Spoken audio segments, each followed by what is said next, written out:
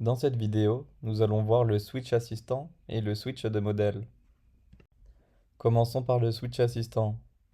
Je commence donc par sélectionner un assistant et je démarre une discussion. Ici, j'utilise Artefact qui a son propre prompt system et je vais lui demander ici de me faire un jeu de morpion où je joue contre l'ordinateur. Il m'a fait mon joli jeu de morpion et quand je regarde son prompt system, je peux voir du coup toutes ses instructions. Mais ce qui va nous intéresser maintenant, c'est de passer d'un assistant à un autre.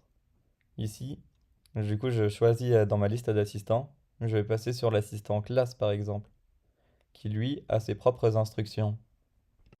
Quand on lui dit classe, il va faire un titre et un résumé de la conversation. La conversation reste étant donné que chaque message envoyé à un assistant, c'est toute la conversation qui est renvoyée à chaque fois. Pour le switch modèle, c'est la même chose. Vous devez juste regarder les modèles que vous voulez en haut à droite et sélectionner celui qui vous plaît. Nous avons maintenant Mistral en RGPD, hébergé en Europe, et notre Secnum Cloud hébergé chez Cloud Temple.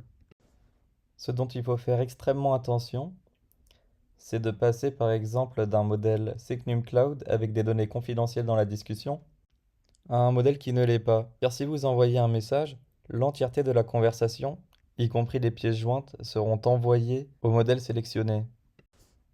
Par exemple, ici je vais passer sur l'assistant Secnum Cloud et lui envoyer une pièce jointe et lui demander un petit résumé. Si derrière je change de modèle qui n'est plus en conformité avec les réglementations de mon document, ce document et cette conversation partiront où est hébergé le modèle. Dernier point, si votre conversation est plus longue que le max token qu'un modèle peut soutenir, il ne pourra pas vous répondre.